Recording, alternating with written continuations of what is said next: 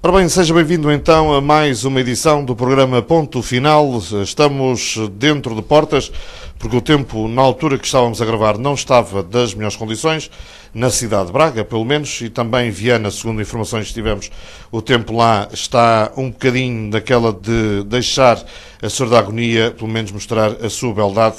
Foi o que aconteceu nas ruas de Viana durante a manhã desta sexta-feira. Como sabe, estamos desde Braga e deixe-me desde já mandar-lhe um grande abraço para os milhares e milhares de imigrantes que se encontram dentro das fronteiras de Portugal a gozar férias, as merecidas férias, e a todos aqueles que já, infelizmente, tiveram que abandonar o país para retomar novamente ao seu país, onde têm que trabalhar e ganhar dinheiro. Ora bem, tempo então para começar com o ponto final. O ponto final sempre com a companhia de José Ferreira. José Ferreira, muito boa tarde. Seja bem-vindo a mais uma edição do ponto final. Muito obrigado. Estamos numa semana, José Ferreira, ou a fechar uma semana que foi muito badalada e o nome de Braga, infelizmente, pelas piores notícias, foi notícia a nível nacional. Foi, desde logo por todo o processo que envolve a chamada postura da estátua do Cónigo Melo. E penso que é fundamentalmente sobre isso que nesta fase se ateve a mim está. Sim. Bom, fazendo um bocado de historial à estátua, eu iria, e até porque acho que é de elementar justiça para alguma verdade dos factos, que aborda aqui alguns elementos históricos que nortearam a postura do Cónigo Melo e de algumas das pessoas que agora se lhe opõem à postura desta mesma estátua. O Cónigo Melo, tal como tem sido, constatado na sociedade bracarense, não é uma figura pacífica. Dele ou se gosta ou se odeia, ou se ama ou se odeia. Foi uma pessoa que teve praticamente Eu, antes de mais, quero dizer aqui que não privei, que não conversei muitas vezes com o Cónigo Melo enquanto vivo e, portanto, o meu relacionamento com ele praticamente não era nenhum. Falei com ele circunstancialmente duas ou três vezes por ocasião do dia de São Geraldo, enquanto na minha qualidade de autarca de uma freguesia da cidade, e portanto foram conversas, digamos, circunstanciais. Mas para registro, convém dizer aqui o seguinte: o Cónigo Melo, portanto, é uma figura que foi controversa, e foi controversa fundamentalmente, quanto a mim, pelo envolvimento político que ele teve no chamado Verão Quente de 1975, na altura do PREC, do chamado processo revolucionário em curso. Foi uma pessoa que entendeu, e achou, que segundo a análise pessoal que fez, haveria o risco de em Portugal se instaurar uma ditadura comunista, e nessa vertente, e aqui com algumas peripécias pelo meio que eu tive a oportunidade de ler e de observar na própria altura, que também o incentivaram a isso. Como sabe, no período imediatamente após o 25 de Abril, ou por 75, as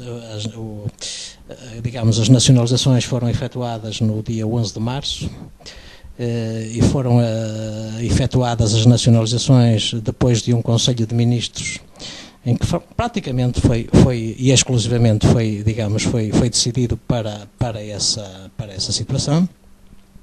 Houve depois um movimento social bastante conturbado, houve muitos empresários que tiveram que sair do país, houve muitas prisões arbitrárias também, porque é bom que se diga isto. O COPCON, na altura, que era uma força que era chefiada pelo Major Otelo Saraiva de Carvalho, teve algumas motivações políticas em algumas atividades que teve, e portanto depois houve uma peripécia com o arcebispo de Braga, Dom Francisco Maria da Silva, que foi convidado a ir ao Brasil a um colóquio, levava 2.500, na altura levava 2.500 escudos, porque ainda estávamos a falar a moeda ainda era o escudo, no bolso. No aeroporto de Lisboa obrigaram-no a despir-se. fizeram-lhe ali alguma situação de vexame, e portanto o país estava conturbado, a rede bombista estava aí, de um lado e do outro, portanto a direita não está isenta deste incentivo e desta dinâmica, mas também a esquerda também não estava, portanto os FPs 25 também estavam no seu auge, bombas de um lado, bombas do outro, mortes de um lado, incêndios, assédios de partidos de esquerda do outro, e portanto viveu-se aqui uma espécie de uns anos de brasa em Portugal.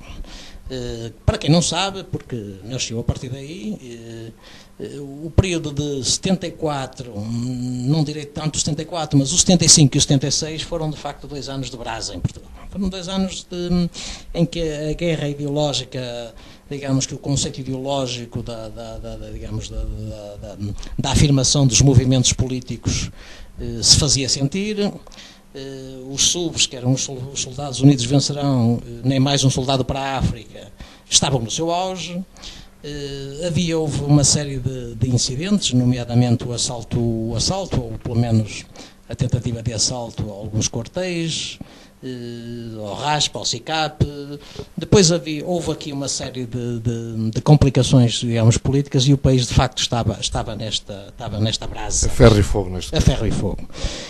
Provavelmente o Cónigo Melo, liderando setores mais à direita, portanto da Igreja, deve ter constatado, ou deve ter, em função da análise que fez, concluído que poderíamos estar na iminência de um golpe ou da instauração de um regime comunista em Portugal. Eu já o disse aqui, eu não considerei essa uma possibilidade, embora naquele tempo ainda existia a União Soviética, portanto a União Soviética estava com o seu expoente máximo, ou quase máximo, porque depois, só a partir de 1991, com a entrada de Gorbachev, é que, enfim, a União Soviética se desmembrou. Portanto, estamos nos anos 74, 75, 76.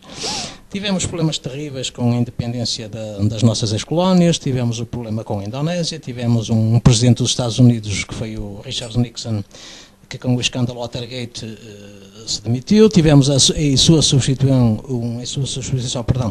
um presidente que para mim deve ter sido dos mais fracos que a história dos Estados Unidos conheceu, que foi o Gerald Ford, e portanto tínhamos aqui uma situação internacional de Guerra Fria que valia tudo, ou praticamente tudo, para que, ao nível das superpotências, para que o xadrez angolano, o xadrez moçambicano, o xadrez, portanto, que no fundo tinha estado debaixo da mão digamos, de Portugal, enquanto potência, entre aspas, colonizadora. Portanto, geravam-se aqui no setor internacional uma série de situações, e na Península Ibérica também, porque a Espanha também estava com uma fase de transição, com o Adolfo Suárez na altura. Portanto, Portugal teve uma revolução, a Espanha não teve uma transição, e portanto houve aqui um conjunto houve aqui um conceito exacerbado da direita e à esquerda que fundamentou e que possibilitou, digamos, a vivência dessa situação, que foi extremamente grave. Portanto, foram cometidos excessos do lado da direita, foram cometidos excessos do lado da esquerda. Ninguém está isento de culpas. As bombas, não há bombas da direita nem bombas de esquerda, há bombas, e fizeram as suas vítimas, e morreu muita gente inocente. E aqui em Braga, concretamente, tivemos algumas peripécias também graves, que foram o assalto à sede do CDS, na Avenida Central, onde se situa a Companhia de Seguros Império, e depois, na sequência disso, uma rede bombista que também colocou bombas em várias organizações de trabalhadores, portanto, sindicatos. E culminou, penso que não culminou, foi um dos episódios que entretanto surgiu, foi o incêndio à sede do Partido Comunista. É nesta altura que o Cónigo Melo, provavelmente pensando que havia esse risco, repito, da instalação de um regime comunista em Portugal, liderou, ou foi mentor, digamos, de uma espécie de uma resistência a esta tendência que se estava, digamos, a consolidar.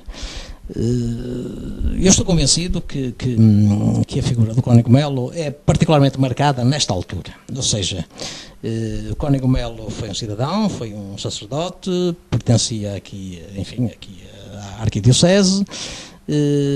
Passado este período, a figura do Cónigo Melo começa a sobressair por outras razões, Depois foi pela negativa, neste caso. Nesse período, pela negativa. Depois, a partir daí, penso que, apesar de tudo, e eu estou à vontade, porque eu não tenho...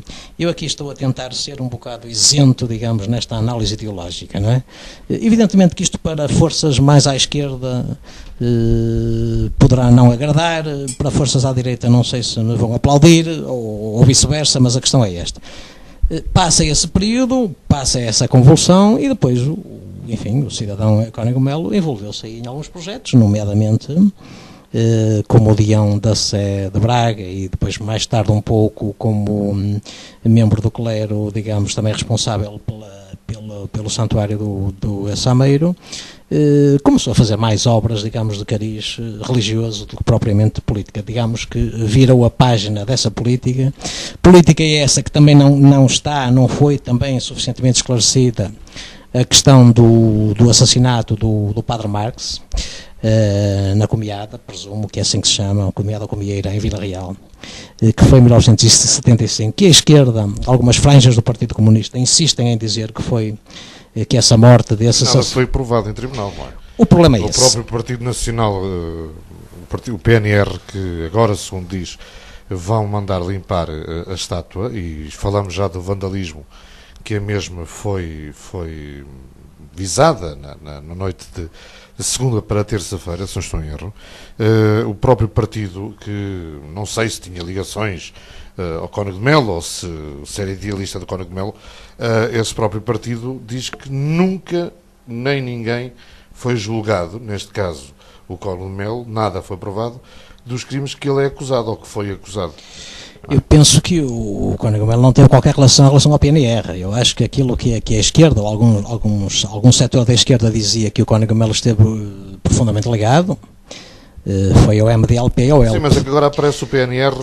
Agora, é nesse período, para concluir também este capítulo, que se dá, digamos, a morte do Padre Max, que alguns setores da esquerda insistiram em que o Cónigo Melo teve a ver, digamos, com este acontecimento. Ele sempre negou. A justiça neste país também, ou não só neste caso, como noutros casos... também não é célere, também não é provavelmente rigorosa, também não é provavelmente científica, também o próprio período que estávamos a viver, e não houve só este atentado que gerou uma morte, mas também Ferreira Torres, o irmão do Presidente da Câmara do Marco de Canaveses, também foi assassinado à porta de casa, quando saía de casa. E, portanto, a Justiça também aí nunca chegou a conclusões, portanto, com o Cónigo Melo também nunca chegou a conclusões, até que o processo acabou por prescrever, sem que a sociedade portuguesa e a população em geral ficasse a saber a verdade dos factos. O Cónigo Melo sempre negou, as pessoas que conviviam e privavam com ele e que o descrevem como uma pessoa bem intencionada, afável, recusam-se terminantemente a admitir essa possibilidade. Nunca, disseram-me a mim pelo menos, que nunca no espírito daquele homem poderia estar, digamos, dar uma ordem digamos, que levasse à morte de um colega de hierarquia, portanto, outro sacerdote, e portanto a coisa ficou assim, e portanto eu penso que digamos, a figura do Cónigo Melo não é pacífica por este motivo, fundamentalmente por isto, porque depois ao nível da sociedade civil e enquanto cidadão comum, para aí tenho-me dado ao cuidado de ver alguns depoimentos na imprensa e ao nível das redes sociais de muita gente, em testemunho, na primeira pessoa, a dizer que o Cónigo Melo que fez aí obras bem feitas, que ajudou muita gente, que foi amigo de muita gente, que matou a fome a muita gente. São testemunhos. Era um homem odiado e amado na cidade. Era um homem odiado e amado. Eu penso que mas penso que foi fundamentalmente o envolvimento dele, digamos, naquele período de 64 a 76 que gerou um bocado esta contestação. E não é por acaso que os promotores desta iniciativa de repúdio à estátua do Cónigo Melo são assumidamente pessoas de um quadrante ideológico bem definido. Eles próprios também não o negam, portanto não dizem que não são, dizem pelo contrário que são, e as referências que fazem ao homem e as referências que fazem ao facto de estarem fundamentalmente contra, digamos, a argumentação uma da argumentação que eles usam contra desta estátua ter sido colocada ali é fundamentalmente, e só diz respeito àquele período, não diz respeito a mais um outro período. A verdade é que a estátua, e eu peço desculpa não ter encaixado isto no início, é que a estátua do Cónigo de Melo, ou em homenagem ao Cónigo de Melo, iria ser colocada naquele local onde está hoje, ali no Monte Arcos, na rotunda de Monte Arcos, iria ser colocada somente, isto depois de uma informação que nos fizeram chegar à nossa redação, que a estátua só iria ser colocada após as eleições autárquicas que vão decorrer no dia 29 de setembro. Depois sim iria ser colocada a estátua, mas de repente parece que se fez luz e a estátua, não sei, por obra de graça e Deus, se calhar está no pedestral e automaticamente aí, isso aí está o peso das redes sociais, começa-se a espalhar que a estátua já está no local. A TV Minho esteve lá também e viu realmente a colocação da mesma. A TV Minho também deparou-se passado alguns dias, nomeadamente na terça-feira de manhã, quando foi alertada que, atenção meus senhores, que a estátua foi vandalizada. É um vandalismo gratuito esse que se fez na estátua, José Freire? Eu penso que a colocação da estátua não foi por acaso que ela foi ali colocada. Ela obedeceu, digamos, a uma tramitação que culminou com uma decisão camarária do Executivo da Câmara Municipal. Tem que se sublinhar aquilo que, e bem sublinhado, que não há um tostão que seja dos contribuintes bracarenses ou de contribuintes naquela estátua, porque aquilo foi tudo dinheiro gasto pelos promotores que gostavam ou gostaram de homenagear o homem. Sim, eu penso que isso foi uma das questões que o Presidente da Câmara Municipal de Braga tratou e fez questão logo de esclarecer. Portanto, a autarquia, o município de Braga não gastou um cêntimo. E ao contrário do que também convém algum rigor, digamos, na análise, ao contrário do que um ou outro promotor daquela iniciativa disse, que foram 6 pessoas em fim de mandato que decidiram contra a colocação da estátua, contra um manifesto que tinha sido assinado por cerca de 1000 pessoas, isto não é rigorosamente assim. Temos que ser sérios. Quem manda na Câmara, temos que ser sérios, quer dizer, a Câmara Municipal é um órgão democraticamente eleito, que foi eleito pela população do Concelho de Braga, que tem competências. Esta é uma delas, tem outras, mas esta é uma delas e, portanto, querer restringir isto à vontade ou ao capricho pessoal de uma, ou de 4, ou de 5 ou 6 pessoas, em detrimento de 1000, que até podiam ser 2000 ou 3000, mas que não têm expressão nos órgãos locais, ou que não têm expressão, digamos, nas instituições locais, é reduzir um bocado a democracia. Dia, pelo que se ouviu falar também, tentaram colar a instalação da estátua a partidos e, aliás, a candidatos, nomeadamente Vítor de Sousa, nomeadamente Ricardo Rio, que eles é que também tinham a culpa da estátua estar ali. Temos que ser sinceros, o próprio Mesquita Machado, na segunda-feira de manhã, chamou a comunicação social, num evento que estava a decorrer no Generation, e ele próprio chamou-nos à atenção de que quem manda na Câmara, para já, é ele e mais ninguém. E por isso mesmo ele deixou bem fincado que a decisão foi tomada. Ficou, sim senhora, um bocado admirado o porquê da pressa de colocarem logo a estátua antes das eleições, já que tinha vindo para a comunicação social, que a mesma só seria depois das eleições. Mas assim ele frisou bem que quem manda na Câmara, para já, enquanto ele lá estiver, é ele.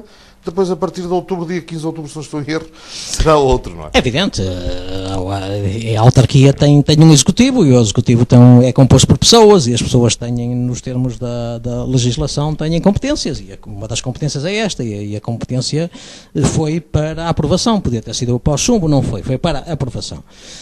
Aprovação que não, quanto a mim, não devem ser tiradas aqui outro tipo de ilações. Quer dizer, não se pode também de forma séria estar a tentar, digamos, envolver a candidatura de Vítor Sousa nisto ou a de Ricardo Rio contra isto. Esta é a minha opinião pessoal. Temos que ser sérios nisto. Há um órgão legitimamente eleito, legitimamente constituído, que decidiu em bloco, repito, votar a aprovação da estátua. Há depois no processo interno uma abstenção. Tudo bem, mas foi o órgão em bloco que votou isto, porque a abstenção... É um ninho, nem é assim, nem é não. Não vou questionar isso, mas quer dizer, fazem parte daquele órgão, sim. Não votaram contra, automaticamente viabilizaram. Não fizeram questão de dizer estamos contra por isto ou por aquilo, isto do lado da oposição e do lado da chamada situação. Também não houve ali um vangloriar, vamos expor isto porque isto tem que ser assim. Não. Portanto, este fediver político e público de tentar colar a candidatura de Vítor Sousa a esta opção parece-me que não tem qualquer cabimento. Não é? O Vítor Sousa e Ricardo Rio também. E Ricardo Rio também, por outros motivos. Também parece-me que não muito é... Sinceramente, Zé Ferreira, para terminar este assunto, já que vamos também já alongados um bocadinho nesse assunto, que é um assunto polémico e que vamos conseguir levar nas orelhas. Muito sinceramente, como candidato, imaginemos que você fosse candidato e fosse visado, este silêncio tumultuoso, tanto da parte de Vítor Sousa como da parte de Ricardo Rio, já que os outros, nomeadamente o Cidadania em Movimento e a CDU, que já vieram criticar fortemente, chamando a estátua do nojo, a estátua da vergonha. O único também que ainda não falou foi o PCTP-MRPP, que ainda não veio a público dizer o que pensava da mesma estátua, mas pronto, lá terá a sua maneira de trabalhar e a sua ideia. Este silêncio tumultuoso das duas candidaturas mais pesadas, Juntos por Braga e Vítor Sousa, acha que deveriam ter vindo a público dizer algo ou acha que melhor é deixar o pó assentar e depois falaremos? Eu acho que, vamos ver, eu acho que a partir do momento em que esta decisão é uma decisão camarária, e é uma decisão que foi tomada, eu não sei depois daqui quais foram os compromissos dos promotores para colocar ou não a estátua só após as eleições, mas a partir do momento em que a decisão foi tomada, quem tem o deferimento desta decisão está, à partida, digamos, mandatado para a colocar na altura em que achar que a deve colocar.